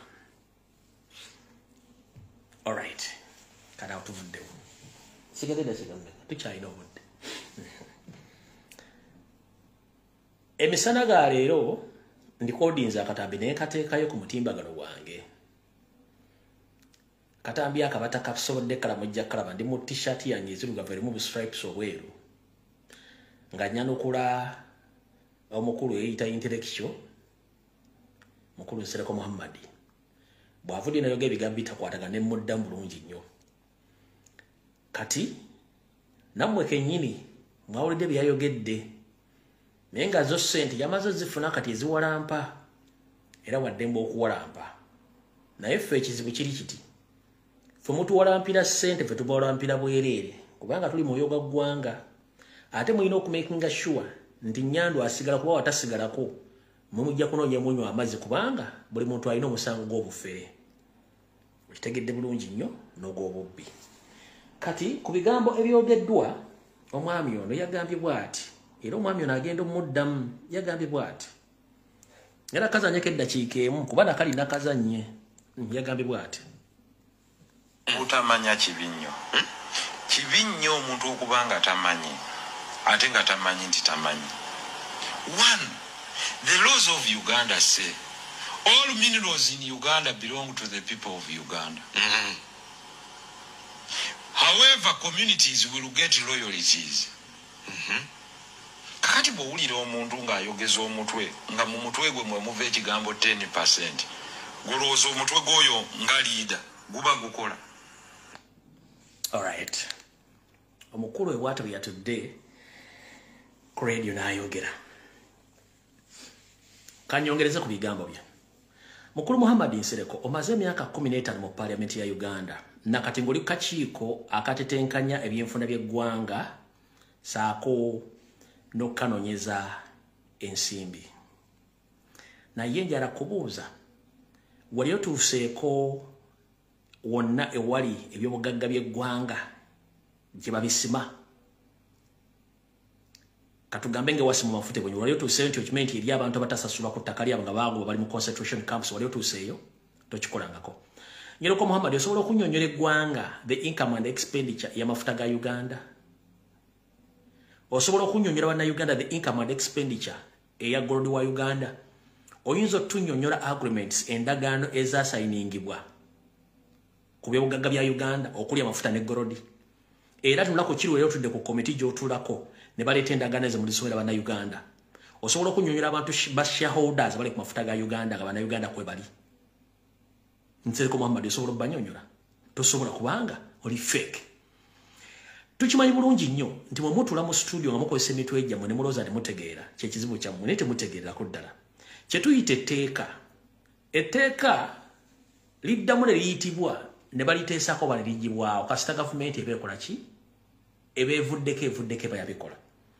Amateeka ge muliko kati gonna ga Museveni ng'omuntu ne famire tegabenefitinga bannayuganda. Lwaki? Tukimanyi bulungi nnyo nti amafuta gonna agali e Bunyolo kwaliko ba sitting tenants bannannyini ttaka babajjako bali mu concentration camps. Wali ovuddeyo kwogera ku bannayuganda abonaabona ab'e Bunyolo abatasasulwa nga bali mu concentration camp? Nedda. Wali ovuddeyo ne muyita Abanyolo n'Obwakabaka ba Bunyolo bateeka mu komiti okubabuulira amafuta gano gatambula gatera bunyolo ufuna ludda wato kikolangako ekyo ng'okimaze kino ekibuzo njala kigenda eri ggwe bw'otulanga mu studio okwogera kozesanga essimu y'osooka okola okunoonyerezaako nga tonnakola kintu kyonna. First and foremost, all laws worldwide are revisited. Amateeka gonna mu nsi yonna gaddamu ne gakyalirwako okuddamu okwetegerezebwa. Era n'endagaano zimanyi okuddibwamu okwambendingibwa oba okusazibwamu ne bakola endagaano empya. Kyagulanyi okuvaayo okugamba nti abanyolo okusinziira ku mafuta gabalina okufuna 10% ye ngazze mu buyinza. Ye nchidamu ye ngazze teyagambye ku ndagaano currently ziriwo yagambye nti ye ngazze mu buyinza abanyolo balina okufuna 10% ku ssente ziva mu mafuta. Bw'aba yagambye nti balina okufuna 10%, gw'olulumi bwo buliro ddawa, where is your pain? With the people Bunyoro earns 10% share on their oil, where is your pain? Kyotasobodde gamba abantu nti amateeka gaddamu ne gali koolingibwa ne gali visitingibwa okuddamu okwamendingibwa ne agreement ziddamu ne ziyitibwa ne zitunulwamu ne tulaziyamba bannayuganda bateziyamba bannayuganda. Kati gwe bw'ova n'ogamba nti the locals bafuna royalties nga tonnyonnyodde kigambo royalties tokinnyonnyodde bantu kitegeeza nti ate kati gwe musiru asinga one. Yes, we accepted the locals must get royalties, which royalties you didn't explain to Ugandans. One, balina okufuna enguudo, balina okufuna amalwaliro, balina okufuna amasomero, balina okufuna health insurance, balina okufuna buli kimu ekyetaagisa okubeera nga bali involved mu kusima n'okutambuza amafuta ago ng'abaana baabwe bannansi beenyigira mu mirimu egiri mu mafuta ago. Nsereko Mukammadi nkuyita emirundi emeka mutabani wa Nyereko Muhammad. Nsereko Mukammadi nkuyita emirundi emeka. You talked about the realities nzikumenyedde ze balina okufuna. Abanyolo baafuna royalties before you yap with your stinking mouth. Do the Banyoro get the realities which you talked about on that show? Mumutuula wali bambi ne mulowooza nti mutegeera nnyo mukola terms abantu ze batajja kutegeera. Kyekibi kye mulina bayita ba elites. One, weebuuze lwaki mu bintu byonna omuzungu yakyusa Bibulia n'agiteeka mu nnimi zonna n'atakwata lo etteeka odizza mu lulimi osobola okutegerwa abantu ba bulijjo. Kubanga yamanya ejasigalayo abalina obwogo bw'abazungu obw'okufunga abantu nga tebategeera babateekewo basoma amateeka kubanga bapalapala bagiboogera enzungu ezo abantu balina okutegeera. Ffe bwe tuli okubannyonnyola. Kati Mukammadi Nsereko, you talked about the realities nzibulidde abantu. Wakyogedde ng'okitadde ekigambo realities kutiisatiisa abantu butategeera. But loyalties nzibulidde abantu. Ebunyoro waliyo loyalties zonna. Mukammadi Nyereko Muhammad. Mukammadi mutabani wa Nyereko Muhammad. Ebunyoro waliyo loyalties zonna. Ssentebe wa National Fisheries Association in Uganda, Mukammadi Nsereko. Ebunyoro waliyo loyalties zonna.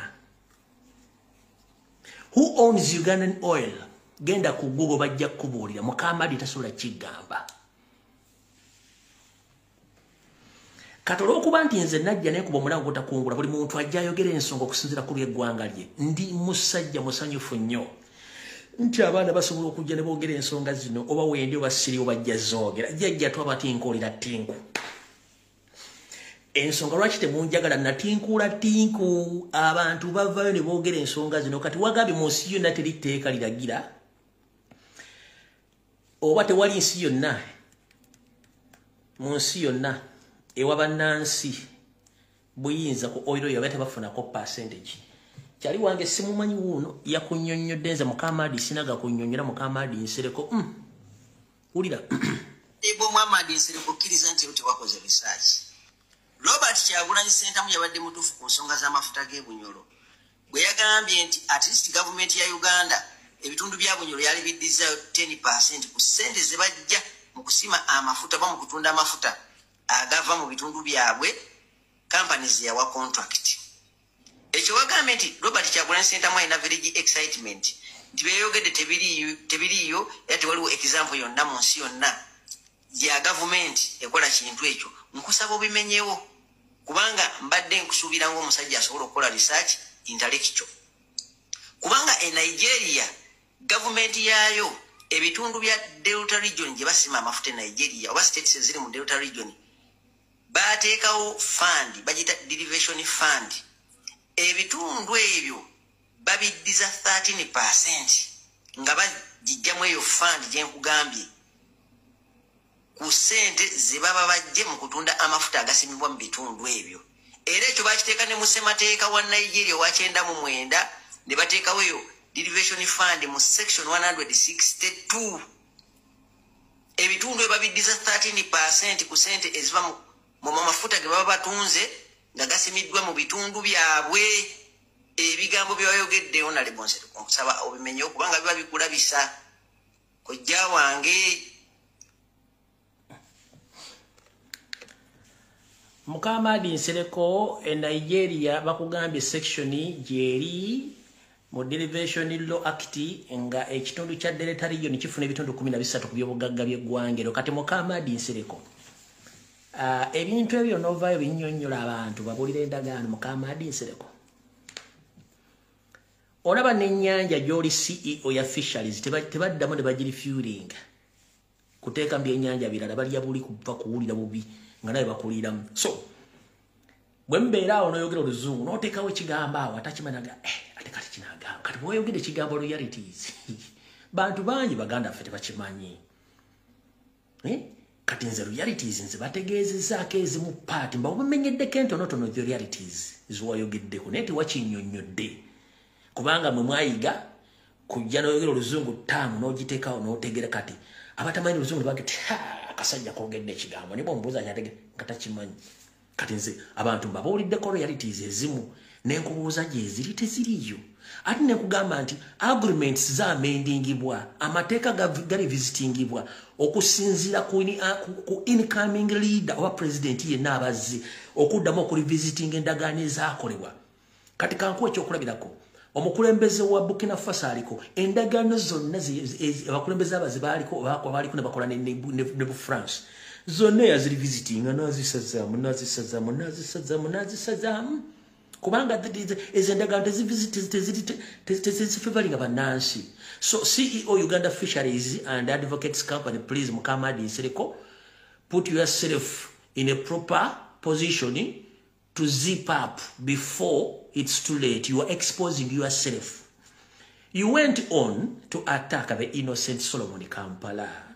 But in my previous video, I asked you that, can you please allow among your children to come out and articulate some national matters as Solomon Kampala did? You have children, over kids, over children who are in the same age bracket as Solomon Kampala. Can you please allow one of your children to come out and articulate national matters as Solomon Kampala did? By the way, for your information, the boy explained each and everything very well than you, the so-called elite. Previously, you came out, you said that Bobby Wine's children and USA enjoying life. They don't care about national matters. If possible, if he thinks that he loves the country more than others, let his kids come back to Uganda. So, the boy said, okay, no problem. I can answer all fools in Kampala, that I can. So he came out publicly. He articulated it in the national matters, but unfortunately you get annoyed because the boy explained each and everything, which you can't even explain. The so-called member of parliament for 15 years, seated gassing, exploiting taxpayers' money, think that you are intellectual. Muhammad Kamadi Nsereko, grow up, my gentleman, grow up, you know, wetereze wagamba mwana Kyagula bali bwetu bane bakola bali mukulya sereza mu omusoro tena sereza mu omusoro zibalya Kyagula yali mugagga before day one okitegera gwe njagala oletere omwana wo omuteke mu kamera bako TV atandika okwogera ensonga Solomon Kam ate katugenda kulata tugenda kuleta Shalom First Lady ngenda kusaba tuyambo tukolero ka press conference otuletereyo Saduraka ne Shalom ku press conference wali wali nawa oboli ko egaba ando sigaba ngo wali mundi wala biche busabala oboli makago otero ka TikTok live abana batuyambe ko basomesi ko kubatata baba abatata baba ali bano babye nabya bufuzi First Lady badi ngenda kusabambi tuletere Shalom omulete wali oteke ono oyo mwalo muto yani Shalom namula yani awo mulala ovubuka ali ya mutototo otero ka TikTok live baka Facebook live batandiko okutunyunyina kubaziba n'ensonga bajja zitegera bulungi nnyo Yesu Solomon twamulabye yatuwadde mu sample twagala tuleteyo ku Namagembo oyo otulende ku Shaduraka obatuweka TikTok live bamala okubulya bazeyi bano badde mu line kuba loza nti bante basobola fena famu twaga abana bafe twabakwata bukwasi ku mutwe tubagamba togenda lindako tukyaliwo mulindeeko nsereko tulete debo tadi polo tulete andi kategori wa fisha katulete yo katadi polo kakato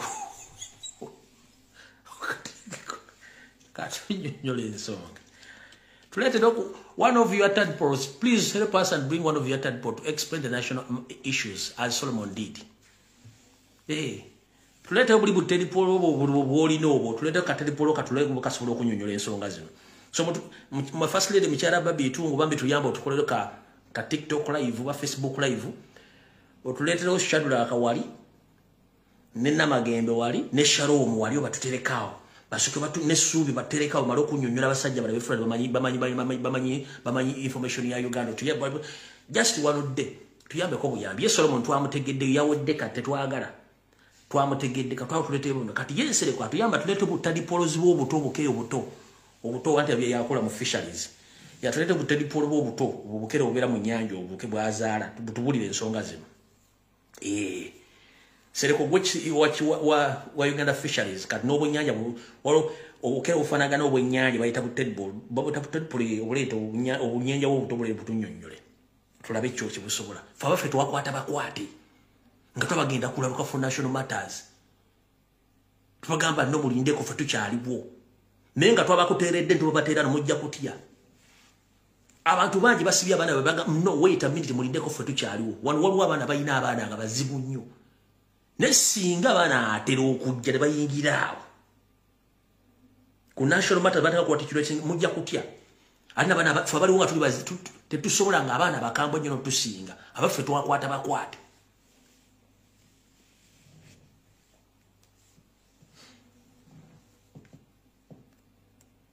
mwera tewali nsi yonna gye kisoboka ono oguninyoko ono akunyonyola ono sinze oguninyoko Ebo Muhammad nsere kukkiriza nti tewakoze research Robert Kyagulanyi Ssentamu yabadde mutuufu ku nsonga z'amafuta g'ebunyolo bwe yagambye nti at least government ya Uganda ebitundu bya bunyolo yali biddiza 10% ku ssente ze bajja mu kusima amafuta ba mu kutunda amafuta agava mu bitundu byabwe companies yawa contract ekyo wagambye nti Robert Kyagulanyi Ssentamu alina village excitement nti beyogedde tebiriyo yate waliwo example yonna mu nsi yonna ya government ekola kintu ekyo nkusaba obimenyewo kubanga mbadde nkusuubira ng'omusajja asobola okukola research intellectual kubanga Nigeria government yayo ebitundu bya Delta region gye basima amafuta Nigeria oba states eziri mu Delta region bateekawo fund bagita derivation fund ebitundu ebyo babiddiza 13% nga bagijjamu eyo fund gye nkugambye ku ssente ze baba bajje mu kutunda amafuta agasimibwa mu bitundu ebyo era ekyo bakiteeka ne mu ssemateeka wa Nigeria wa 99 ne bateekawo eyo derivation fund mu section 162 ebitundu ebabiddiza 13% ku ssente eziva mu mafuta ge baba batunze nga gasimiddwa mu bitundu byabwe ebigambo by'oyogedde Honorable Nsere okusaba obimenyewo kubanga biba bikulabisa kojja wange kati nsereko gendo nonyeyo katadi polo kamu Bono bokero bufana engege nga kana tofuka engege okaje kanyonyole nga Solombo yanyonyodde tujja kuba tukutana nyongera kujukiza genda ononyereze endagano ezawandikibwa wakati wa Scotland ne Bungereza kubanga Scotland wali amafuta ate Scotland eri under UK ononyereze endagano ze bakola Scotland yezifunira muwa n'abantu ba UK bazifunira muwa ez'amafuta olyokojo yasame gende South Africa ononyereze okusima golodi ne yobugagga byonna ebiriyo bayindiginansi bafunira muwa intellectual nasema mateeka mwere informed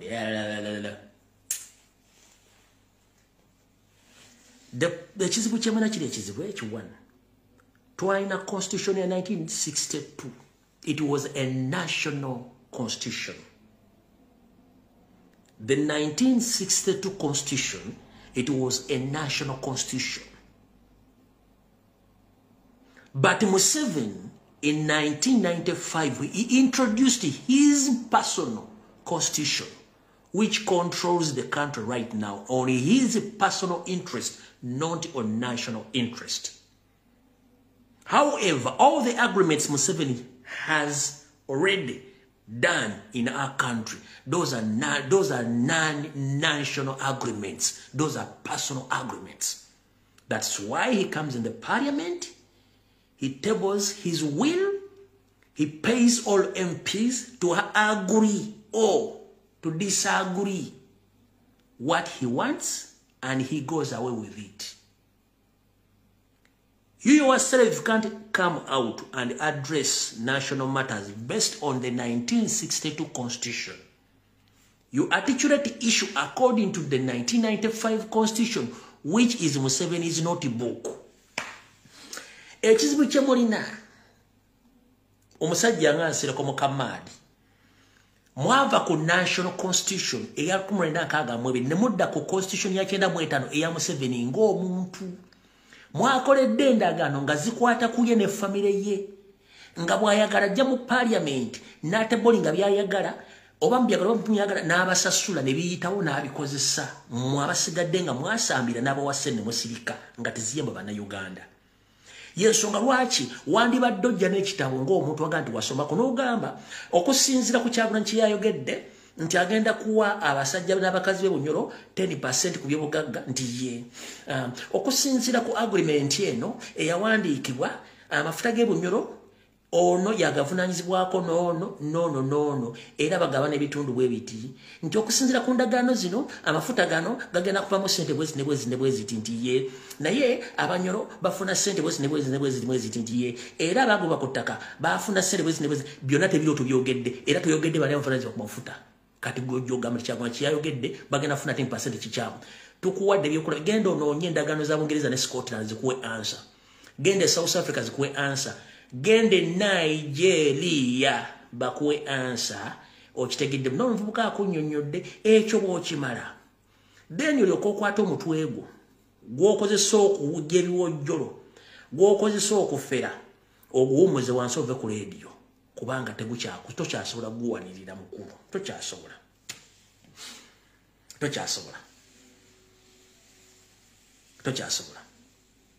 Okitegera bulungi nnyo. Ate ffenna tetugenda kubeera bakulembeze nno nye tusobola okwogera. If you wanted to defeat Robert Kyagulanyi Center on National Unity Platform, you would have come out with the detailed explanation of the oil agreement and the gold agreement. And who are the shareholder? And where is the oil money? It's now approaching 20 years.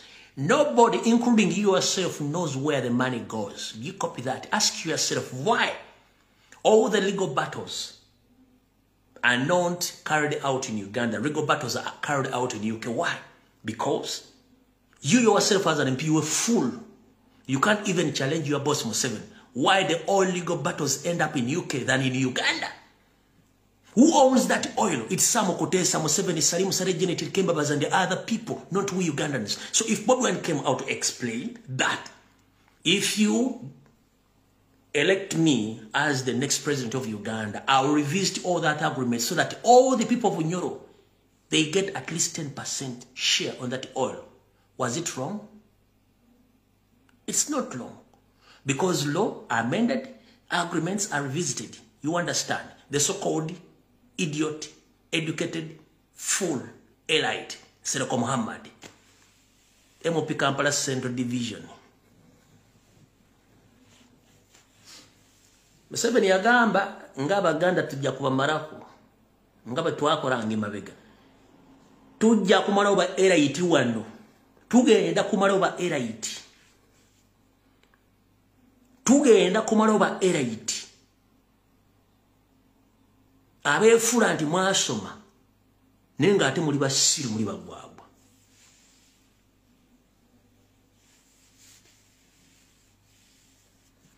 So we don't care about who speaks British English, American English, Simanyi Canadian English, Simanyi what. We care about service delivery. And the interest of the Republic of Uganda and the interest of Uganda. That is it. We don't care who speak what's my English, maybe. Because sometimes you are English too much, Englishing. People, they don't want to know your English. They want service fucking delivery. That is it. But they are meant to get service delivery. About one concentration camp, you don't talk about the concentration camps. Where are those people? They are the one who own that land. They were just there without being paid. Baba go bakutaka. Namuda twagala luzungu no siba matayi ngembwa gye basibi omugwambola go batwala ntwale kubanga manyo kwogera luzungu. Mwaka luzungu. Nchidamu ba elite bonna babbi. Mwete munonya babbi bali ku street babbo busimi no. Abayambera. Nchidamu bobo ononya babbi tuta ba high profile criminals oba thieves. Tononya bana bali ku street babasi no ababanyi no. Ababbi bana basiba amatayo bali mu office. Those are high profile criminals. Scammers.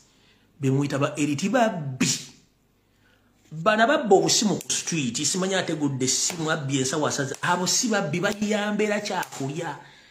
Ababbi bano bamuyita ba elite abali mu office ababbira mu mpapula ababbira mu kalamu ababbira mu kooti be bababbi.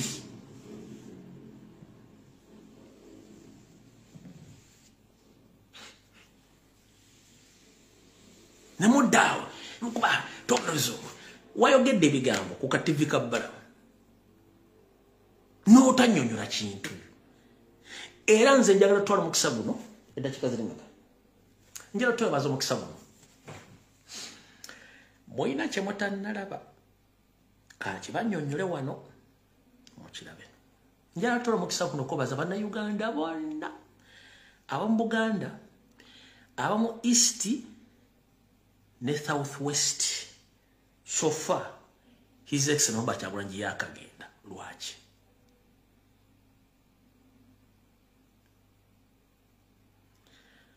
Kyagulanyi yagenze e Busoga ng'asaba nnyonnyola Abasoga oba afune omuvuno. So basoma atote weetagana Oluganda tulumanyi. Kyagulanyi agenda mu Far East n'abagaba naye bannyonnyole mu Luzubaga Oluganda tulumanyi. Agenze bunagamba mbanyonyole mu Luzungu Oluganda tulumanyi. Lwaki bamanyi Oluganda? Kubanga Oluganda lwe lulimi olugatta bannayuganda bonna. Lwaki?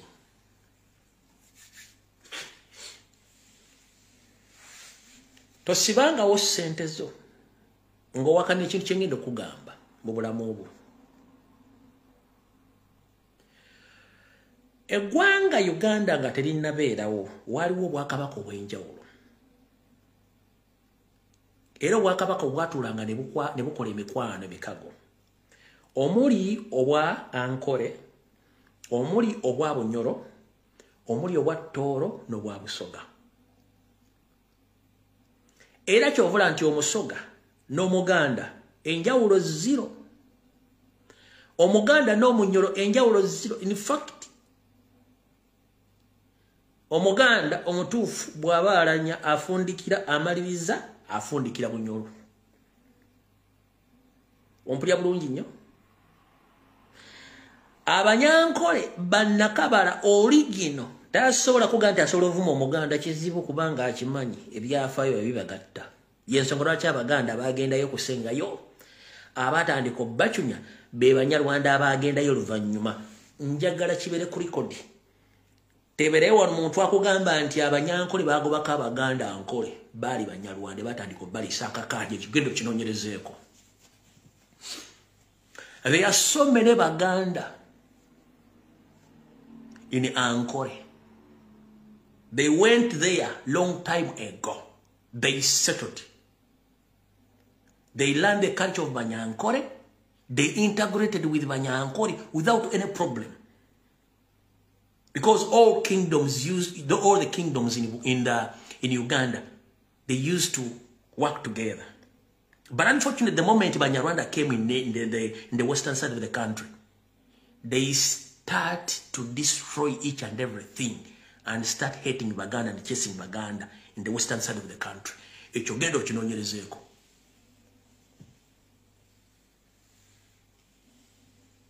Njala ko baza abantu bebunyoro, abantu betolo, abantu bebusoga ne mu east yona mwebale kuba nti musobola okulya messaging eyogera mu Luganda, not because tuli Baganda, no. We need to understand each other via our common languages.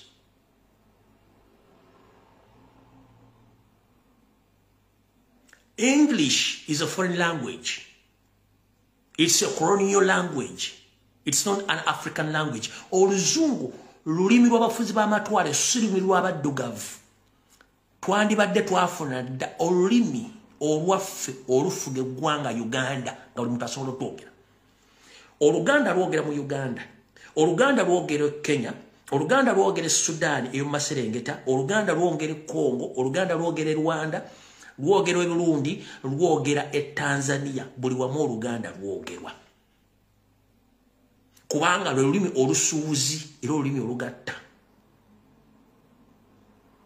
Njagala bebaza mwenna President yatambudde nale muga ffe tuwagala tubulya mu Luganda. Wekigendo kyukiramu gemambuka ate nga nabo basobola okupiikinga kubanga bwogende eggulu Arua wa bamanyi Oluganda. Otegedde bulungi nnyo. So ebya tribalism ne divisions bigenda koma. Sirina nsonga lwaki ngamba nti I hate Musoga when history shows it all that Baganda and Basoga are the same. Why should I hate Banyoro when history shows me all that Banyoro and Baganda are the same people? Why should I hate the indigenous Banyankore when I know the Banyankore so many years they have been integrating with Baganda without any problem? But Museveni and his group, they decided to make divisions and tribal statements and chasing out Baganda from the western side of the country. Why?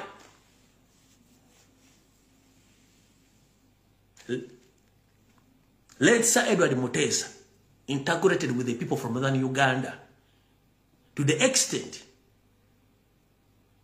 he allowed Obote to integrate with him, Daud Ocheng and the others. But if I may ask, Ma, why do you hate Baganda? Although Obote turns against Baganda, we care nothing because that is politics. Any politician can change anywhere, anytime. But we are all Ugandans. And for me, obanganzo omuntu nekizibu nti wensanga muduga mu nemba simumanyi bwe mbasikubye salute mpunzi ko mutwa era n'inanziramu oba wagwanga kisikikola sisobola kweta ku kalanzi lugavu lwaki yagana buganya okunzira at least mwasa tuba mvuni ko mutwe na inanziramu kuba mmanyi tuli kyekimu ompulira bulungi nnyo so kati ekintu ekyo kibalaze nti eggwanga lirina okuddayo ku nnono zaazo eza 1962 tuva ku constitution ya 1995 kubanga ya Museveni girimu purugo ono yonna. Nchiddamu wano nga bonna kwebalika nchiddemu. Sirina lutalo na Munyarwanda yenna. Nina olutalo n'embeera zaabwe ez'obuntu zeziruwa. Okwagala okwefula kye batali ewatali waabwe. N'okwagala okujja babaddewo bo baddewo. Ebintu ebisigadde byonna sina kyembeetaasa. No. We are all Africans, we are human beings. Chendi nacho against Banyarwanda keka akamanyira kasumagizi yeyalira. Okwefula kye batali, okwagala okujja abantu basanze mu kifo bali bo baddewo. Kyekyoka bisigadde byonna I don't care, we all blacks. Kyekyoka. Sina nsonga lwaki nwana mudduka mune nkulwana koki. Sina lwaki nwana naawe. kyenwana bakakalakita ziyezi bbiri ensonga lwaki nwana n'abantu abo okwefuula kye batali n'okulwanyisa abantu basanze mu kitundu kyabwe baagala obbajja babeerewo ze kalakitesi ebisigadde saagala buli munyarwanda gyali yenna mugambe Lumbuye talina buzibu naawe obuzibu bulina ku nsonga ezi kwefuula kye batali bwe bamala okwefuula ekye batali ne baagala abantu basanze mu kitundu babajjewo bo batwalewo. That's the only problem I have with those creatures. The rest are less concerned.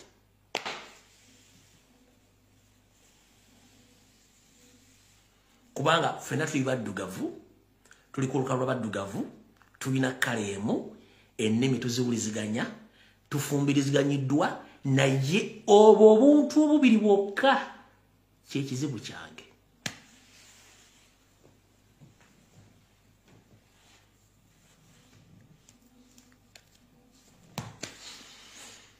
Video wedde mukama bankomere tusinkane olwalwakuna kusatu tujja sinkana ku Rocktown sawa 2 ndoza saa 2 ku Rocktown tujja kuba tumaze okumanya enkya bagenda okuwandiisa abasembayo tujja kuba tumaze otegera buli kimu kyonna then mbaweeke essimu ku Rocktown enkya tugenda kumanya baani abeewandiisizza biki ebigenda okubeerawo then buli kimu tuba kitegera then ku Rocktown mbaweeke essimu mwogere ku Rocktown eyo sure deal. Bwe naba nga nfunye information nga nyingi ngenda giri coding nga gibatereyo enkya bwe mbanga bokede nga nfunye information giri coding enkya ngiteekeyo ku Rocktown bannaye bakama bangenda bawe essimu mu charging ngesiza ku Rocktown ngenda bawe essimu ne bwe naba nfunye information ku Rocktown lwaki njya giri coding ku Rocktown ngiteekeyo ku mutimbagano mbawe essimu ku Rocktown kuba tujja kuba tumaze okufuna ekifaananyi ekituufu baani abeewandisiza abaffe enkwezengeze eziri watetandika okudiringa ne ba individuals bonna abakoze trespass mukitegedde bulungi nnyo. So bwengera kumachanga na information nyingi ngenda giri coding ngitenja nja giteekayo ku Rocktown mbawa amasimu gammwe nga tumaze okulaba ekifaananyi kyonna ba MUP ba kansala baani n'abalina information gye mugenda okuta ku Rocktown ngenda bawa amasimu kama bangi munansonyiwa mbadde ndobawo essimu naye ng'enkya deadline tubaleke beewandiise sigenda batawaanya buli omu yeewandiise omala ku Rocktown okeziyemba wa amasimu munfune bulungi nnyo mugenda kuba mutegedde enkwezenge ki baani naani ndyoke mbawa amasimu munzikirize bannange ku Rocktown mbankikola enkya bwe mba nfunye information ngenda giri codinga buli codinzi ngibateereyo mujja gifuna ne kati currently kangenda empummule mpaka Lwakutaano enkya bwe naba nfunye information yonna ngenda giri codinga ngiteekeyo kano lw'ensonga mukaba bankuna takumira mpeera mwera bakatambika wedde.